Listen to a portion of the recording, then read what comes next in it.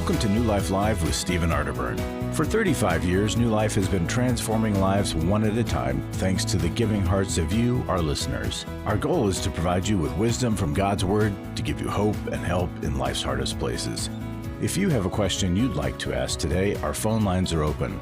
Call 1-800-229-3000. That number again is 1-800-229-3000. Now here's today's host, Chris Williams. Welcome to New Life Live. We are so glad that you're with us today. I'm so glad to be in studio with Dr. Jacqui Mack-Harris. How you doing, friend? I'm doing well. How are you doing? I'm doing good. Call her J-Mac. Do it, Chris. I love it, J-Mac. Yes. It's my girl, J-Mac. And Dr. Alice Benton. Hi, you too. Yes. All right, Alice, I'm curious. What's on your mind today?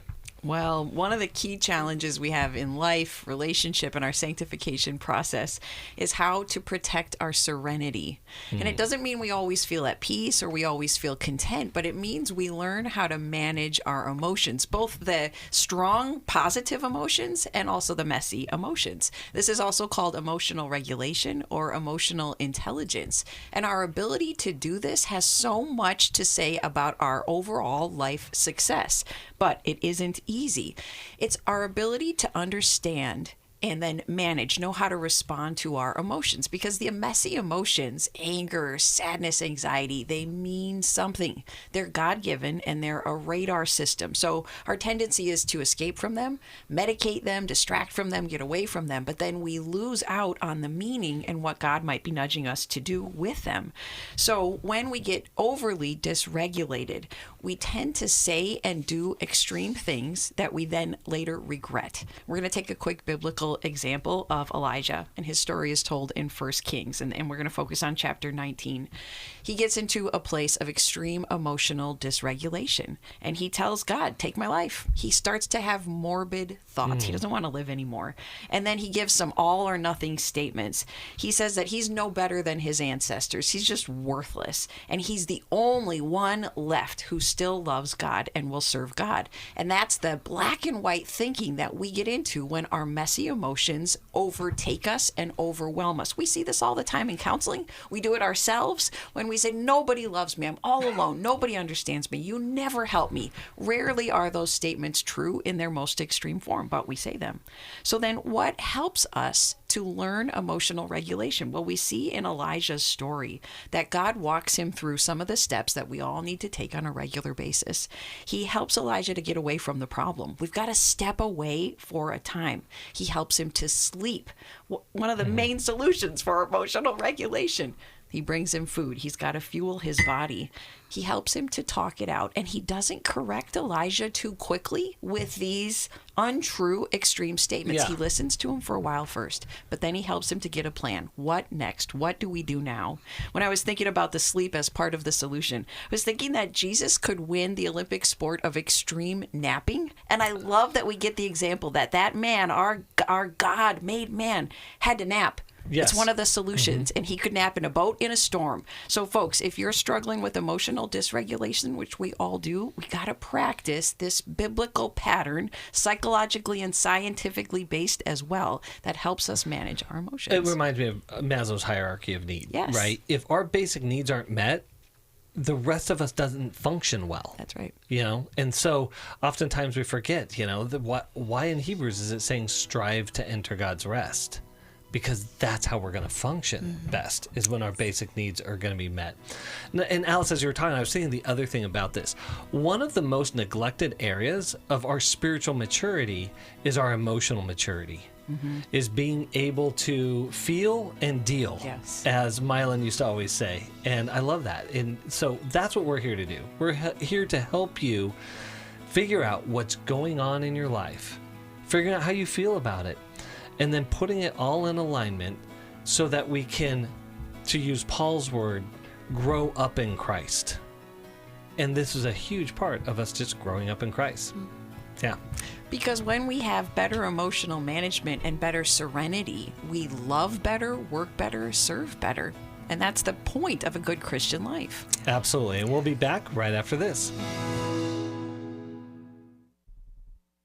Some of the things I was involved with were taking over my life. In today's world, men are barraged with inappropriate content and images all day, every day. Some say that certain behaviors are just no big deal. They're just part of being a guy. But it's simply not true.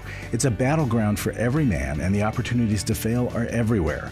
The Every Man's Battle Intensive can help. After 7 years, he just, in one weekend, came back a completely changed man. For over 20 years, New Life Ministries has been helping men regain their integrity and purity through their one-of-a-kind Every Man's Battle Intensive. He said this is something that every man should go to. Married, dating, it was definitely life-changing. The Every Man's Battle Workshop is being held online as a one-day event Saturday, August 10th.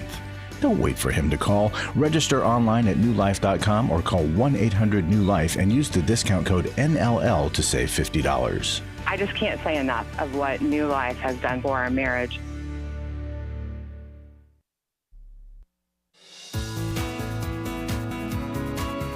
To find out more information about New Life or to order any of the resources mentioned on today's program, call 1-800-NEW-LIFE. Now back to New Life Live. Welcome back to New Life Live. We are so glad that you are with us today, and we are glad that Michelle is with us in Denver, Colorado, and she is listening on KGFT. So, Michelle, tell us what's going on. So a few days ago, you had Sarah on, whose son had been sexually abused by his father and his grandfather. Yes. And she was struggling with how to provide for her family during that time, with her being so emotionally, I guess, strung out over all of this, and also just how to get resources and forgiveness and all of that. And I just wanted to tell her that I went through that 16 years ago. It was not sexual abuse, but it was just extreme abuse by my children's father, and I had to go through a divorce, become a single mother within a matter of 9 months to protect the kids.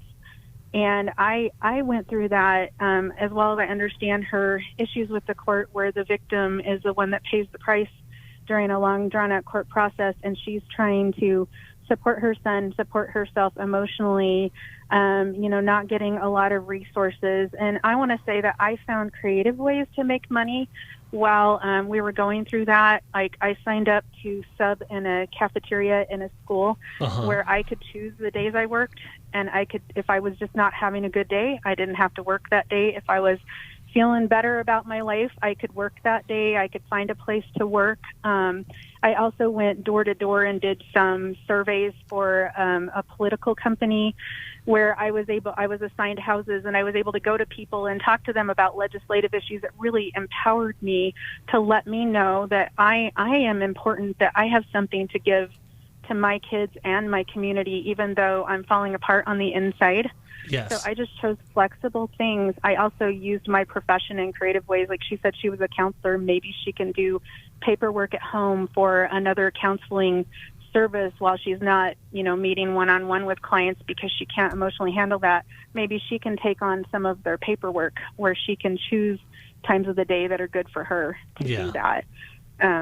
So for me, it was just really important for me to have a good support system, a strong, healthy, big church, like you said, that had resources, not just to give me to help me financially, but resources to give me spiritually and emotionally. And I could give back by volunteering in small ways in the church and being a part of that. And my kids would see me functioning even in the middle of our crisis. Yeah, that's amazing. Michelle, Thank you so much for sharing that, Michelle. It's so encouraging. How are you and your children doing today after all you've been through?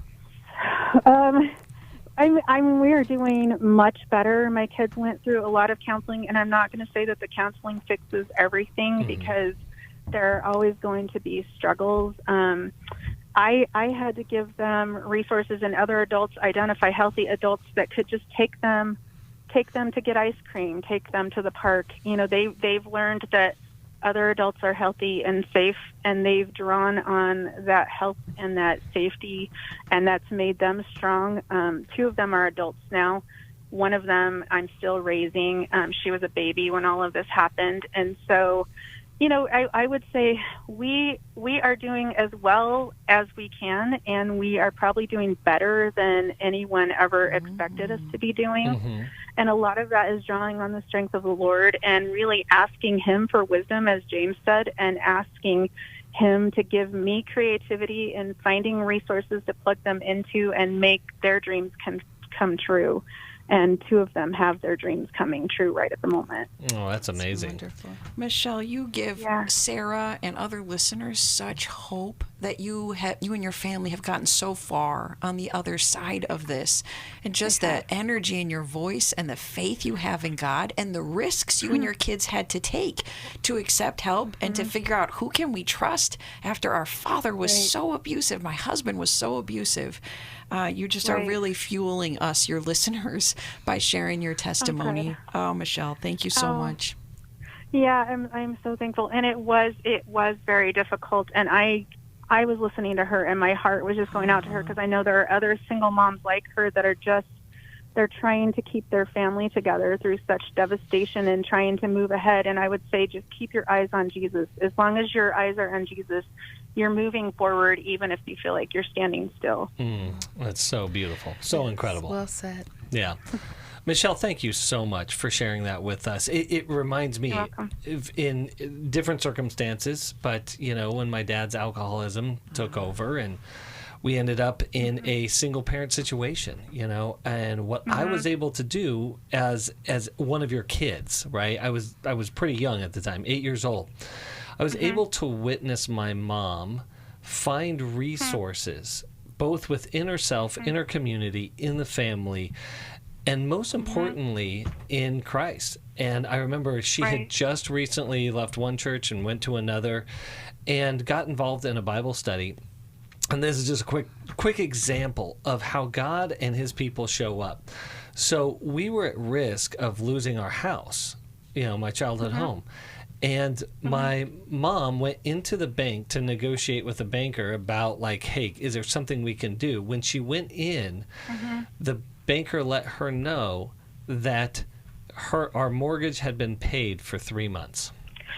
Wow. That's awesome. That's amazing. Yeah. Yes. And those are the type of things, right? When we lend ourselves in faith, we don't know what it'll be. It'll all be unpredictable, and it's always a risk. But when we reach out, when we let people know, when we become vulnerable to the people around us, as well as finding those resources, absolutely. Michelle, you make me think about a misnomer that so many of us believe, that we're not supposed to be a burden to other people.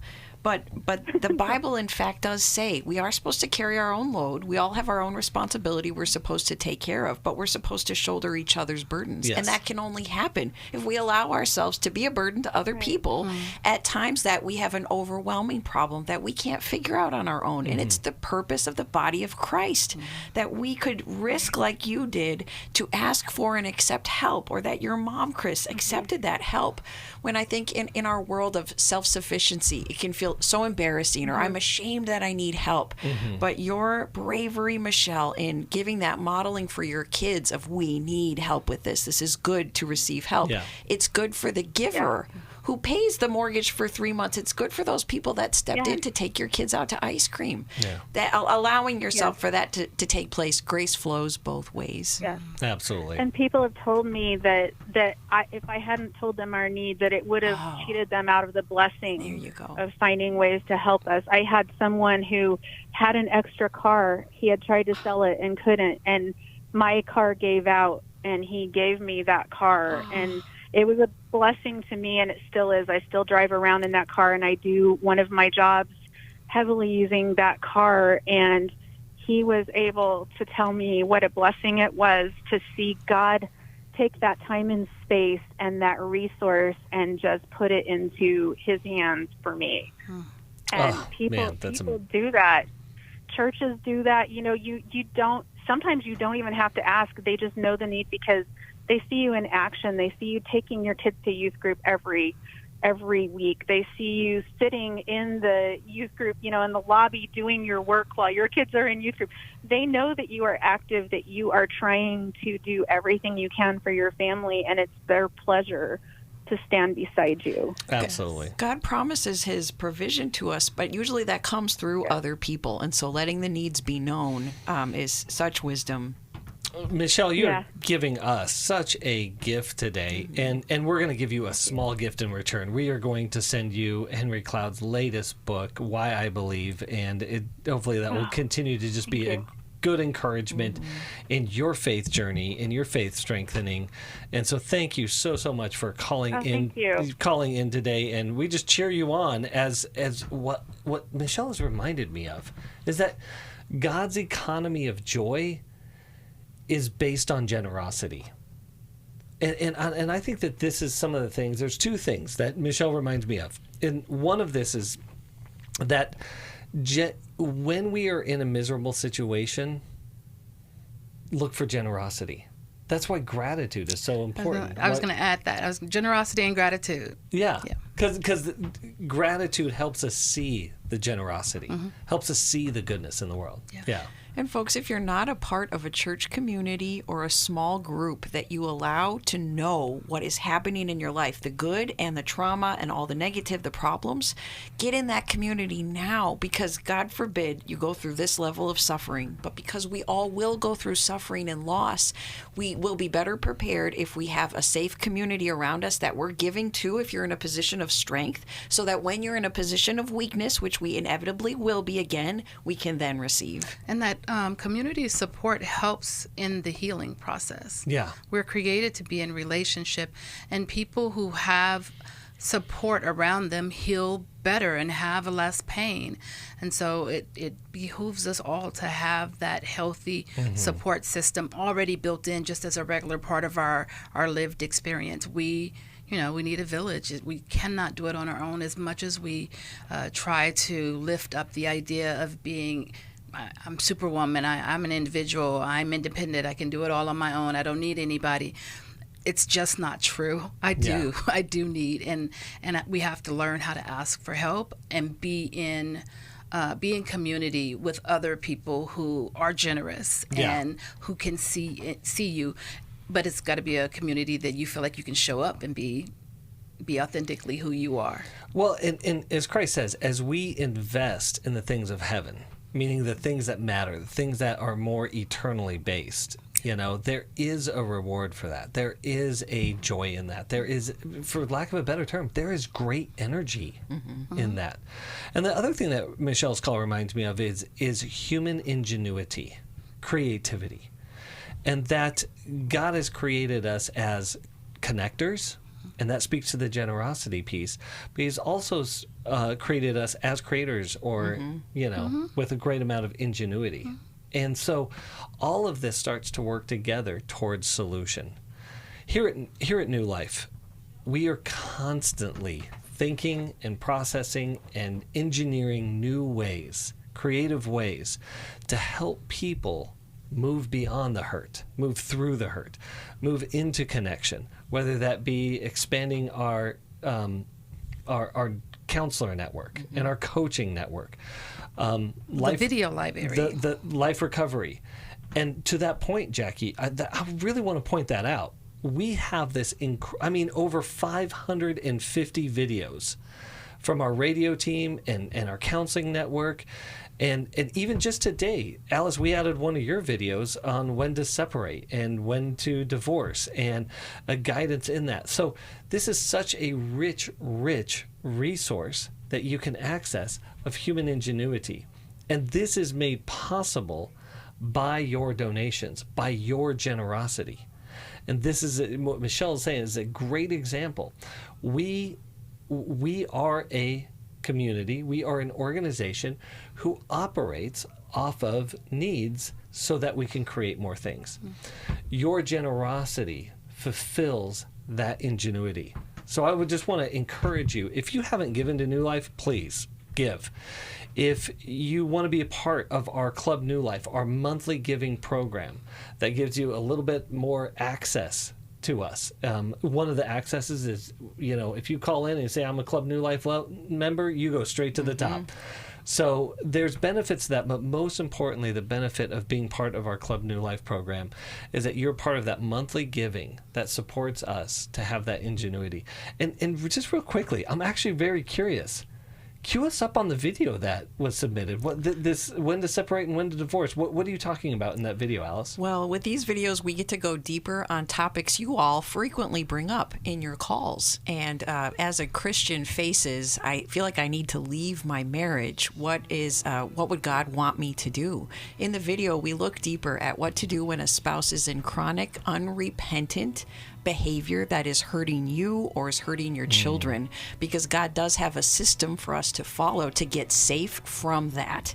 And growing up as a Catholic, I thought divorce was never permissible, but the Bible has other things to say about it. And so we break down what God has to say about divorce, how he wants to protect us, but what to do when we are not protected from our spouse who's hurting us. Oh, so invaluable. And again, you get to access Alice's wisdom there and many more videos that she's put in there, Jacqui, the rest of us. So check out our video library at newlife.com under the tab Listen. And with that, we're going to listen to more of you as we come back right after this.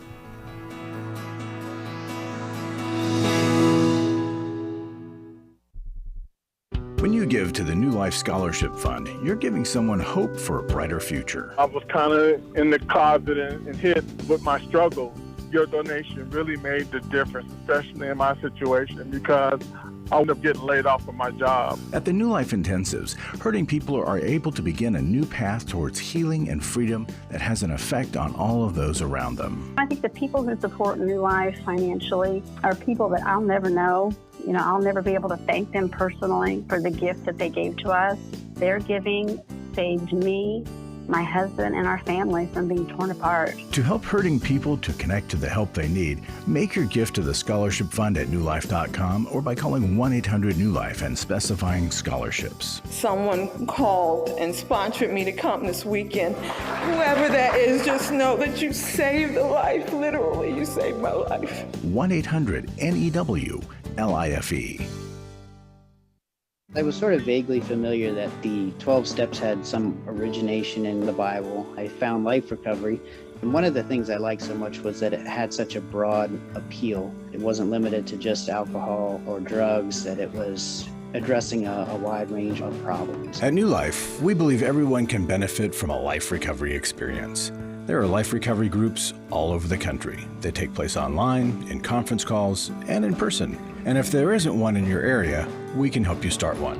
We have startup materials, leaders' guides, CDs, Bibles, and more, all with discounts available for groups. Call us at 1-800-NEW-LIFE and ask for Terry Ward. The 12 Steps have long been a great help to people in recovery because much of the 12 Steps' power comes from the fact that they capture principles clearly revealed in the Bible. The 12 steps is really a pattern for all of us as Christians. Call 1-800-NEW-LIFE. That's 1-800-639-5433. We'd love to hear from you. If you have a question or a comment, call toll-free 1-800-229-3000. Now back to New Life Live. Welcome back to New Life Live. Again, we're glad that you're with us, and we're going to go right back to the phones. We are going to Jennifer in Chino Hills, California, listening on KKLA, who is also, as I mentioned before, a Club New Life member. So, Jennifer, thank you so much for being a Club New Life member. Thank you so much. I am a longtime listener and became a New Life partner, and I always recommend you to others. Oh, thank you for doing that. It's always a treat when one of you call and ask me what prayer I. So I totally appreciate that. Oh, well, we're glad to do that. And, you know, and this is a shout out, really a shout out to the team out there, the team New Life out there, that we want to be a part of your life. That when you join with us, we also join with you. And so, Jennifer, how can we join with you today in your call? Well, it's perfect timing because you reached out to me today and asked how you could pray for me, and I thought, oh gosh, I do need prayer because we've had a little bit of blowouts with our 21-year-old this week. He is still going to school. He's about ready to graduate, but now we're like, how do you navigate the age-appropriate boundaries? Because he still will be living with us for the plan is the next year or two. Okay. He does have a job like that. But, he aspires to become a gamer. Mm-hmm. And even though he has a job lined up, becoming a gamer is not obviously part of what we want for him. Mm-hmm. And we just is like, how do you meet quality people? And how do we just bite our tongue when he's spending a lot of his free time gaming? Uh-huh. And does his gaming generate any income for him right now? No. Okay. No, but he's like, I'm almost there. Uh-huh. And you see it as excessive time he's putting into gaming, is that right? It's pretty much whenever he's home. And does he still fulfill his other responsibilities well in the bigger areas of his life despite so much time gaming? He does have a job that he goes to Monday through Friday. Mm-hmm. So he's doing that. But, when he comes home at 5 or 5:30, then he spends the next 4 or 5 hours gaming. In his mind, that's probably his part-time job. He's working towards becoming a gamer. So he's spending the energy honing his craft. So he's doing good in school, about to graduate. When he graduates, he already has a job lined up. He's working 5 days a week now while he's going to school. Tell me. Not only during the summer. Only during the summer. So he's working 5 days a week in the summer while school's out, and then full-time student when school is in. What's hard for you and your husband is that he's not engaging with you all in other ways. He's not doing other things. And you would prefer for him to be doing what? Well, we would prefer that he tries the college group at church.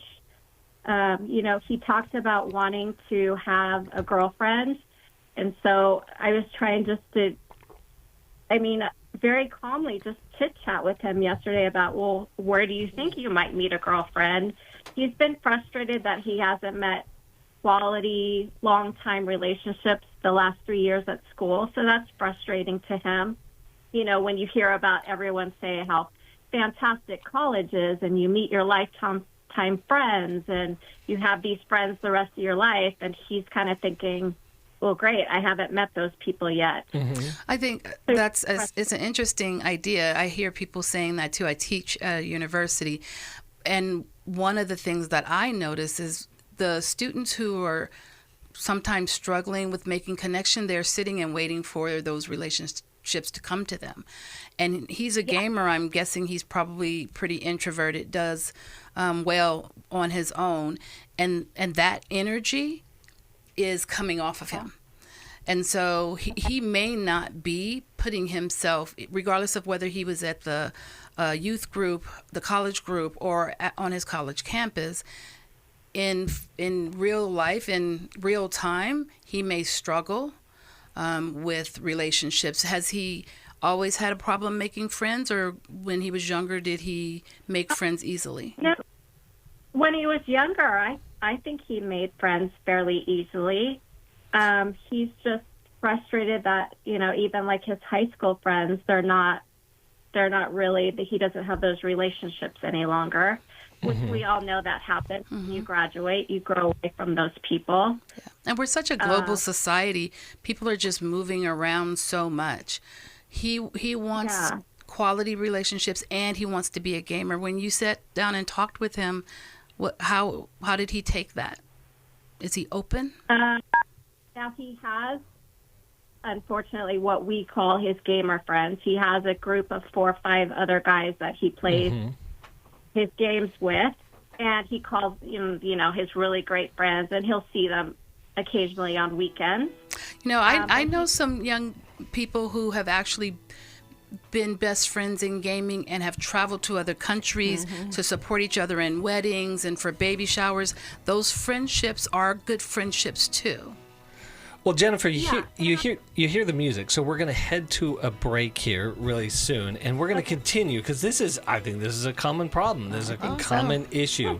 And so, your call is not just helping you, it's helping many people out there. I want to mention, coming up in August, we have our one-day online Every Man's Battle. If for whatever reason you can't make an in-person Every Man's Battle, please check out our online Every Man's Battle. And by the way, the early bird pricing ends today. So if you're on the fence, get off the fence, register today. You can do that at newlife.com. We'll be right back. Hi, this is Steve Arterburn, and for over 34 years, New Life has been the most trusted name in Christian counseling. I'm an addict, and I'm trying to get God in my life again. Our Christ-centered treatment programs can help you break free to embrace all that God has for your life and your family. I just want to thank you guys for bringing me to a relationship with Jesus. There really is help for marital problems, depression, addictions, panic attacks, and feelings of hopelessness. I came back with so many tools to help me prepare myself to fight this struggle and this battle that I have every day. You can start living again today, living the life God intended for you. Help is available at 1-800-NEW-LIFE. They did care, and they did follow up very lovingly, and it made all the difference in my life. Call us at 1-800-NEW-LIFE. Someone who cares is waiting at the other end of the phone. God can open the door to a better tomorrow. Call 1-800-639-5433. Club New Life changes lives. I think I go way back to listening to New Life, learning so much from it, and then becoming a Club New Life member. Club New Life is a monthly giving family that helps New Life Ministries provide Christ-centered hope and counseling resources to thousands of people. You know, I'm so thankful because, you know why I keep giving? Because I keep learning, and I'm so thankful for all the lives that you touch every day and the people's lives. So when I get to still hear the radio show, it's just so encouraging to my heart. When you sign up to support us monthly through Club New Life, you'll make a difference in the lives of individuals and families with godly counsel and connection to help. And you know one reason I give? Because I feel like sometimes I'm hiding behind a counselor's couch, listening to all this great information and not paying. So my guilt of this great advice is alleviated by being a Club New Life member. Call 1-800-NEW-LIFE. That's 1-800-639-5433. And together we can help hurting people find help and hope in life's hardest places. Call 1-800-639-5433 to join Club New Life today.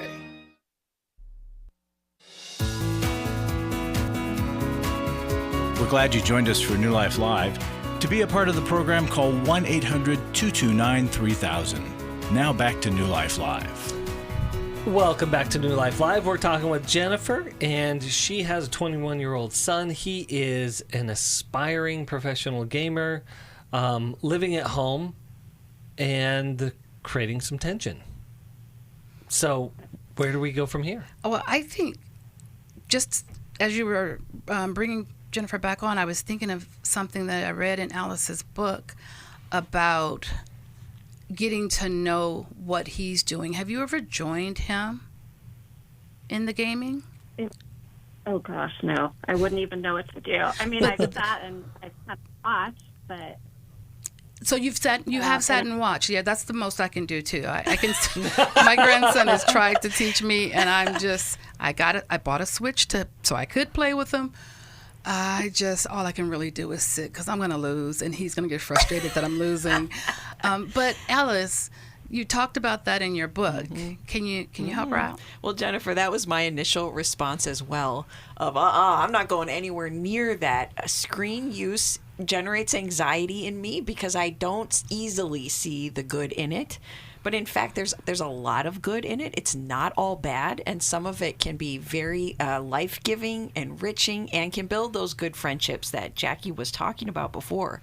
And so our willingness as moms to set our anxiety to the side and get curious, and I praise you that you've watched him, finding out, asking him, tell me what you love about it, tell me what's exciting about it, tell me about these friends that you have. And being gently curious strengthens the bond with our children when they're doing something that's worrisome, but it's not unethical, it's not illegal, and your son is living a fairly responsible life. With adult children, I'd also be very cautious about what we choose to bring up as problematic, because they've already passed that point of, although he's dependent on you for your home, he's becoming an independent man. Mm-hmm. At the same time, you get to decide what does and doesn't work for you in your home. My husband is more appreciative of screen use than I am. I'm a fearful limiter, Jennifer, and I think you and I might be kindred spirits in that. And we also have a multi-generational home. And so we had to come together as several adults to decide what works for all of us. And we had to come to a compromise. And I had to stretch pretty far outside of my comfort zone. Jennifer, I'd rather not even have a TV in my home. I'm one of those. I'm that far to the side. But that doesn't work for my family, and it doesn't work for my marriage. And so we've come to the conclusion that for us during the summertime, a couple of hours of digital entertainment time is what works for our family as a whole. 5 hours wouldn't necessarily work for me, but I've stretched into 2 hours, maybe a little more sometimes. That works for us. So I'd advise you to get gently curious about your son, to get more involved in his gaming, look for the good in it, and then I'd have you invite your family into a discussion about what will work for us as son you graduate. What do we all want? What do we all need from each other? And can we come to a compromise? You might also want to add some family therapy into that, because excessive screen use can often be a cover. It can be a symptom for a deeper struggle, whether that's social anxiety, feeling inadequate, not knowing how to manage emotions. Digital coping is a way to escape. It's a way to feel better, and it works pretty well in the short term. Yeah. How's what I'm saying affecting you? What are you thinking? What are you feeling? He does have a therapist, him personally, that he sees once a week. Mm-hmm. Obviously, he's 21, so we don't know what they discuss. But my husband did mention today, like, maybe we need to see a therapist, all three of us, so that we can kind of navigate, the boundaries, because it's like he is going to school. He is holding a job. Mm-hmm. No drugs, no alcohol? No drugs, no alcohol. He turned 21, and occasionally he has a beer or something. For sure, yeah. But no, he's a really good kid. Well, and Jennifer, as you're saying, there's a lot of good to look at here. Really a lot of good to look at here. Yeah. But one of the things that I think is a very, very... there's two things I see. One, he's a young adult. Emerging adulthood is hard work. And it's clunky and clumsy. And there's a lot of transitions that come with gain and losses, including loss and transition of relationships.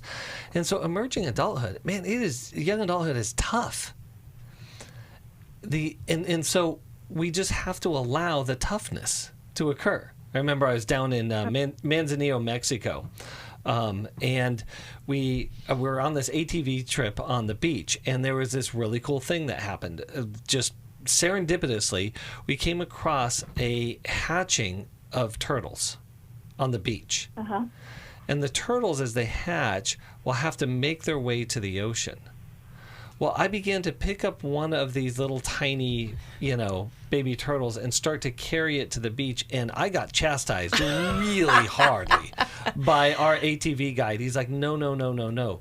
You are putting that turtle's life in danger. Because the struggle to get to the ocean is what helps them navigate the ocean. Okay. And as a parent of adult children, Lord Jesus, they need a little bit of the struggle. They have to experience some of those hard things in order to build the muscle that they'll need when some bigger waves maybe hit them. Absolutely. And I think the other thing that I'd warn against is that us parents have this very natural tendency to write bad future stories on current behavior.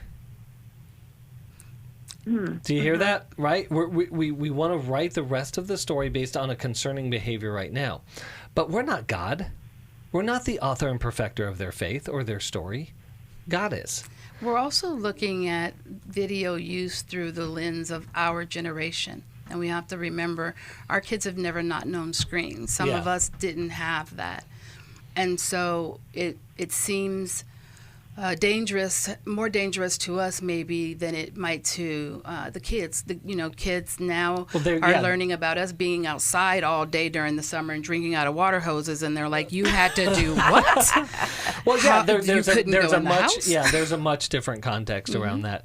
But Jennifer, the other thing I want to encourage you with is that one of the dangers that I see in adulthood, adult children living with their parents, is that there aren't clear boundaries, clear delineations. And so that gets into, and so what I want to encourage you and your husband to do is sit down and say, this is our plan. Here is how we are going to help you these next 2 years. The rest of it is up to you. If you wanted to move to New York City to become an actor, you would be like, okay, if you want to be a stage actor, we are going to help you. The rest of it is up to you to figure out. The rest of it is going to be your beach that you're going to have to navigate, that's going to require struggle and strength and perseverance and resiliency so that you can eventually swim in the ocean of your life. Okay. Does that make sense? Yeah, I think it's just like, now that you're 21 and you finish school, do you start paying for your own car insurance? Do you start paying for your own phone? Well, Jennifer, this goes back to what I say. You and your husband sit down and you say, here is what we're willing to do. The rest of it is for you to figure out. Okay. And if you are still responsible for some of his expenses, that is a really important conversation. That one... and I think easier to have than the video game conversation. But as Chris has said, you and your husband have to decide what you're willing to do. I believe that just like those turtles having to work their way towards the water, that we have to teach our children what it's like to pay bills. And so we're not doing them a service if we take care of everything for them. So pick a couple of things that are within his budget and give those to him, make those his responsibility while he's still there with you for the next couple of years so he can get used to that. I think that's a good starting point, and it would be good for you and your husband, I think, too, to feel like you have some control in your home and that you're not just enabling your son. The other thing, too, is oftentimes our giving, our generosity, our caretaking is just a preemptive resentment because it comes with these unset expectations. Well, he should. I've been paying his car insurance. He should. And then I'm mad at him for not being able to do it on his own. So that's where the boundaries are so critically important there. And so, Jennifer, we're going to send you a copy of Jim Burns' book, Doing Life with Our Adult Children. And so, again, go ahead. I just started morning. You started reading? Oh, great. So you have that. So send her mine, Understanding and Loving Your Child in a Screen-Saturated World. Yeah. It's for adult children, too, especially those that are living in the home still. Oh, that's perfect. Thank you for that, Alice. And Jennifer, thank you so much for calling in. This is like so many issues that she brings into it that a lot of us are struggling with. What do we do with screen time? And I just want to reiterate this book, Understanding and Loving Our Children, say it again. In a screen-saturated world. In a screen-saturated world. Alice and Steve has put together a great resource to navigate this really, really complicated and common problem. So many resources that we have. newlife.com. Go online. We have a ton of books, ton of resources, including Alice's there, that will help you and your family ultimately become better relators, better connectors, healthier people. And that's what we desire for all of you, a greater sense of health and vitality in your life. And so we're going to go to a break, and we're going to come back to help you more with that right after this. We all face days where life throws us a curveball and our routines or plans get disrupted. Things we wanted to do are forced to take a backseat to the unexpected demands of the day. If you normally listen to New Life Live on a radio station, well, you might not be able to that day.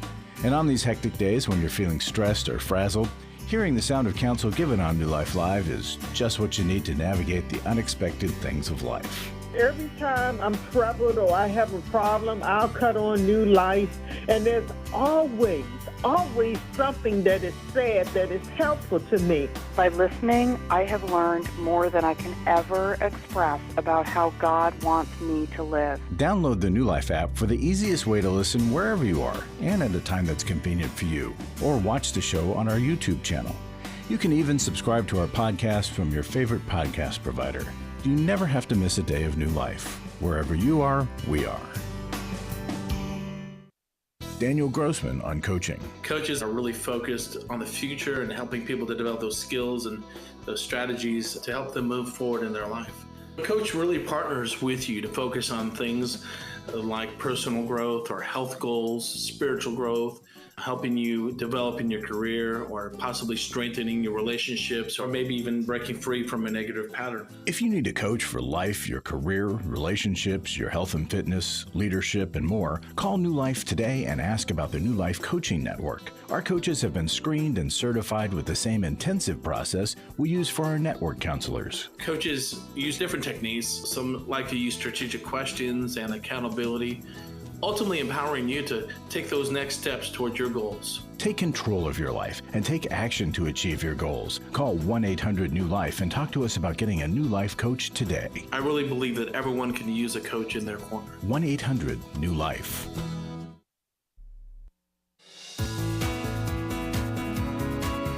To find out more information about New Life or to order any of the resources mentioned on today's program, call 1-800-NEW-LIFE. Now back to New Life Live. Welcome back to New Life Live. We are so glad that you are with us today, and we are also really glad that George in Huntington Beach, connecting to us through the podcast, is with us today. George, tell us what's going on and how we can help you. Hello. Let's see. I've been married 18 years. In January this year, my wife told me she's done with me. Oh, man. And she moved me out. A few weeks later, she moved me out to a spare bedroom where I'm living. We have no connection. She doesn't want to talk to me. She doesn't want to go to counseling. So I need help for. Yeah, is this new? Like how did this come about? Like give us a little bit of the backstory. Yeah, a little bit of the backstory is last summer, almost a year ago. She started walking with a neighbor who's also married, a male, and I noticed that they were getting closer. I know she was wearing mascara, right? Yeah, closer. But according to her, it has nothing to do with it. In the fall time frame, she told me she was doing online counseling, and then about the end of the year, she told me she's done with counseling. They told her she's a pleaser by nature, but then she was. And has she said, marriage. George, I am unhappy in this marriage because fill in the blank. Has she ever like what reason? So there was none, right? There was no things that you're doing that I want you to stop or things that you don't do that I want you to do. It was just I'm done, and I'm letting you know. Oh man! So over the 18 years that you guys have been married, how would you have rated your marriage before she put you out? It seemed good to me, right? But I'm probably dense, right? So we have one son. He's 16, and it seemed good to me. I can tell you this, I noticed probably after year 5, right? All of a sudden, I became the enemy. I don't know why. So I always do remind her, I'm on your team. You know, we're on the same team here. But yeah. George, is just baffling, especially as things seemed so good for a time. Do you did you have a suspicion previously that there was infidelity? I hear that you wonder about that with this neighbor. No suspicion of that before. My other data point is I saw on a phone bill that they talk several times a day, which, to me it's an emotional affair, right? It's a betrayal. I told her. You told her. Did you confront her? Yeah. Yes. How long ago? And she says, back in, again, February, probably. What was her response? She says it's not like that, and it's just good friends. She actually told me I should be happy that she has a best friend now. There's a word. Happy for her. Yeah, there's a word for that. It's called gaslighting. Yeah, and the pleaser. So she says her therapist told her she's a pleaser, so she doesn't need to go to therapy anymore. But it doesn't seem like she's working towards pleasing, like in the marriage. No. Sounds like when she told me she. Go ahead, George. When she told me she's done, I asked her, how have I changed? What's going on? And she says, no, it's not. It's not me. It's her. Right? She calls it down a different path. She's going down a different path. Yeah. Yeah. So, George, it does certainly sound like there's an emotional infidelity taking place. I think your radar, unfortunately, might be accurate. And so there are a couple of things to do when you're in a position that might feel so powerless and so uncertain. It sounds like you still want to try to save your marriage. Is that right? Yes, I believe marriage is special, and I want to save it whether I can. Yeah. Now, I know she has declined counseling with you, and so are you yet in your own individual counseling, George? No, not yet.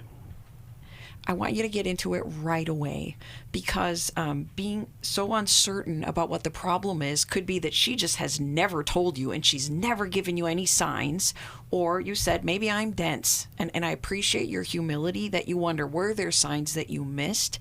Usually there are some signs. Usually some statements have been made along the way, not always, but sometimes. And so, George, your willingness to get into your own work, take that speck out of your eye and figure out, have I been dense about something? Should I have been doing something differently? Because we're all imperfect. There's always something that we can work on. And if your wife is not being unfaithful and she sees the effort that you're putting forth, it could make a big difference in her willingness to wait and see what might happen. But George, I also want you to invite her again, even though she said no to counseling, I want you to invite her again to Intimacy in Marriage, which is our weekend intensive. Our next will be happening in Dallas, October 25th. And George, there are people who have come to our intensive with divorce paperwork, and they've left choosing to try their marriage again. And so we know it can be so powerful and so effective. But I want you to invite her to that after you have already started your own counseling, to let her know, I'm going to figure out my part in this as best as I can. As I'm doing this work, would you come with me? Yeah. What does that sound like to you, George? No, it sounds good. I'm willing to do whatever I can do. The other thing that I want to guide you in, when there is deceitful and untrustworthy behavior, when there's infidelity, there is a ton of both overt and covert deceit going on, where you feel like you're going crazy. Right? You should be happy that she is connecting 3 times a day with another man. Right? It comes out of my mouth and it's like, wait, you what? have to sleep in the other bedroom. And then now you're in the spare bedroom, and she's going down a different path. She's not giving you any information. And one of the things that's really hard is that there is covert deceit. The covert deceit is the deceit she's not telling you, but the behavior she's involved in. Yes. Okay, your job is to stay connected to reality. Stay connected to truth. Because oftentimes when we're being betrayed, what can happen is we end up betraying ourselves. And that looks like believing the gaslighting, believing the deceit, going along with the stories that we know at a gut level just aren't true. And so staying connected to yourself is really important. Of like, man, and I just got to say, as a guy, I'm not in communication with anyone in my life 3 times a day, like 3 different times a day on the phone, at least, And so it just doesn't make any sense. And so with that, I would say stay with the truth, because in her behavior that you're powerless against and cannot control, you still need to be you. You still need care. And that's why I love the advice of getting into your own counsel and getting into your own process. George, if she is being unfaithful, then the steps to take in that area are to bring in another witness, because you've already confronted her. And that secondary witness can be a pastor, it can be a family member, hopefully someone who has some influence and authority in your family's life.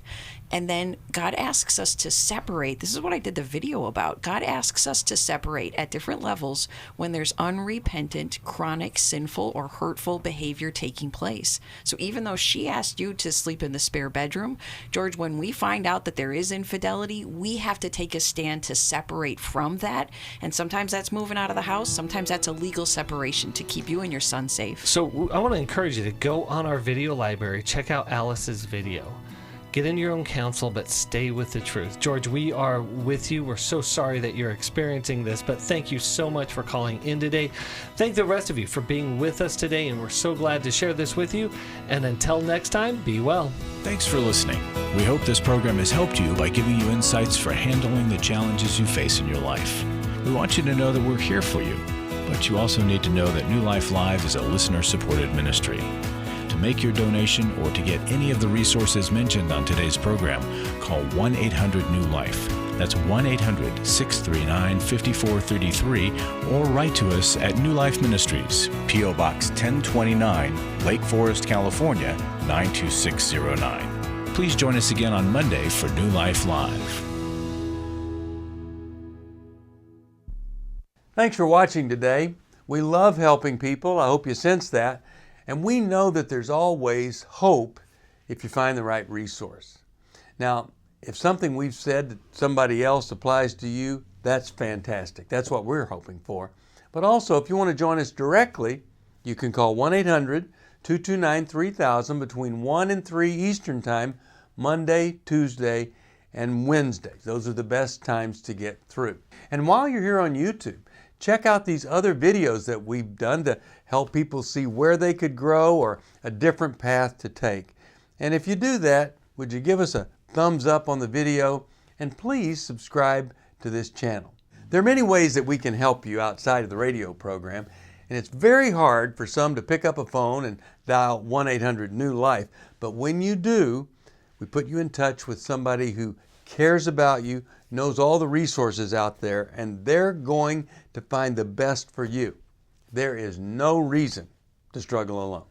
I hope to see you tomorrow. Hope you'll invite somebody else to come and join that maybe needs just a little bit of help along the way. I'll see you next time.